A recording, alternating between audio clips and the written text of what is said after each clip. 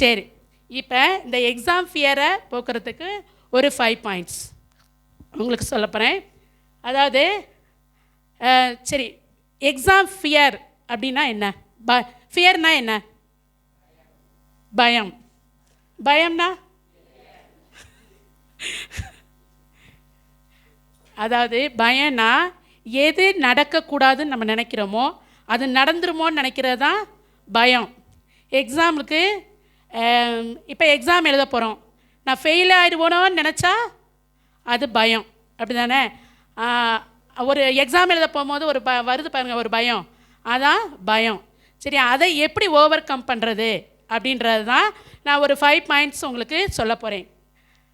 First point என்னென்னா, action reduces the fear. அதாவது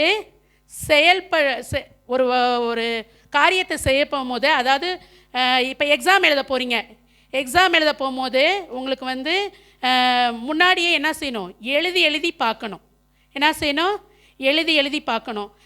chapter வைஸாக, டாபிக் வைஸாக, அப்புறம் என்ன செய்யலாம், யூனிட் வைஸாக எழுதி பார்க்கும்போது நீ பெரிய எக்ஸாமுக்கு போகும்போது உனக்கு என்ன செய்யணும்னா அந்த ஃபியர் இருக்காது, பயம் இருக்காது. அடுத்து நெக்ஸ்ட்டு பார்த்தீங்கன்னா, மூவ் டுவேர்ட்ஸ் ஃபியர் ஃபேக்டர். இதுக்கு ஒரு சின்ன எக்ஸாம்பிள், ஒரு சின்ன கதை சொல்கிறேன். கதைனா எல்லாத்துக்கும் பிடிக்கும்ல? பிடிக்குமா சொல்லுங்கள், பிடிக்குமா பிடிக்காதா? சரி, அதாவது ஆக்டர் வில் ஸ்மித் அப்படின்னு ஒரு ஆக்டர் இருந்தார். அவருக்கு ஒரு ஆசை என்ன அப்படின்னா, இந்த ஏரோப்ளேன்லலாம் மேலே போயிட்டு என்ன செய்வாங்க, ஸ்கை ஃப்ளை பண்ணுவாங்க, பார்த்துருக்கீங்களா? அந்த ஆசை அவருக்கு ரொம்ப இருந்துச்சு. அதுக்கான பயிற்சியெல்லாம் எடுத்துக்கொண்டு என்ன செஞ்சார், மேலே போய் பறக்கலான்ட்டு போகும்போது அந்த உயர பறக்க போகும்போது உயரமாக போயிடுச்சு. ஃப்ளைட்டு போனோன்னே அவருக்கு முன்னாடி ஒரு 3 பேர் இருக்காங்க. அந்த 3 பேர் என்ன பண்ணிட்டாங்கன்னா ஜம்ப் பண்ணிட்டாங்க. 4வதா யார்? வில் ஸ்மித் நிற்கிறாரு. அப்போ அவருக்கு பின்னாடி அந்த கோச் நிற்கிறாரு.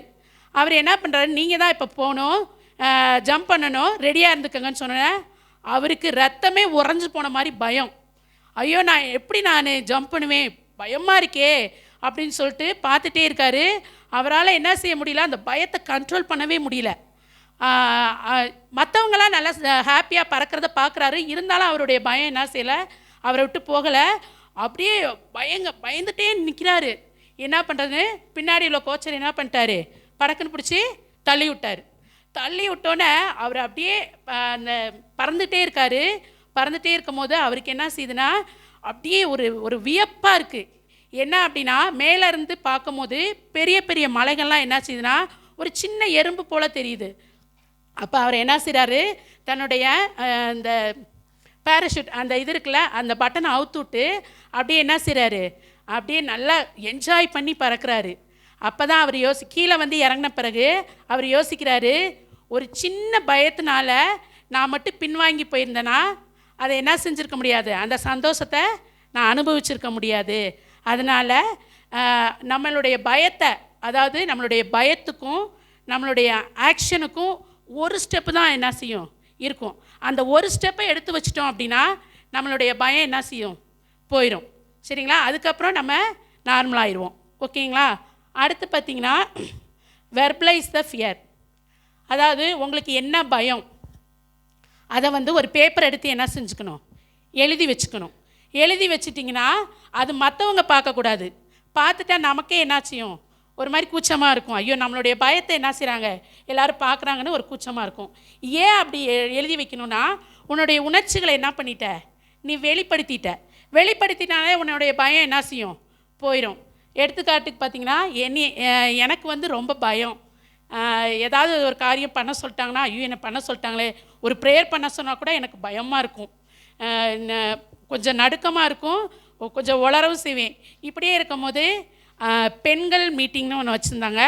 அந்த மீட்டிங்கில் பார்த்திங்கன்னா முக்கால்வாசி இன்றைக்கி மெசேஜ் பண்ணுறதே நான் தான். அதில் பழகினால தான் இப்போ கொஞ்சமாவது நான் நின்று உங்கள்கிட்ட பேசுகிறதுக்கான தைரியம் எனக்கு கிடச்சிச்சு. அதே மாதிரி அந்த பண்ண பிறகு என்னுடைய பயத்தை நான் வந்து பார்க்கும்போது, இதுக்காக போய் பயந்தேன் அப்படின்ற ஒரு எண்ணம் எனக்குள்ளே வந்துருச்சு. அடுத்து பார்த்திங்கன்னா, டாக் டு யுவர் வெல்விஷர்.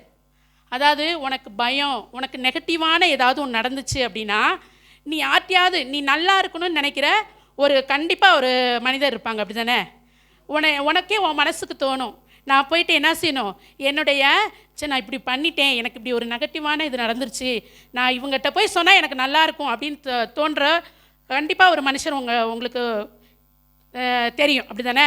அவங்கள்ட்ட போய் உன்னுடைய அந்த எக்ஸாம் டைமில் உள்ள பயத்தை நீ என்ன செய்யணும் சொன்னா, நிச்சயமாக அவங்களுக்கு உனக்கு பாசிட்டிவான வார்த்தைகள் உனக்கு சொல்லுவாங்க.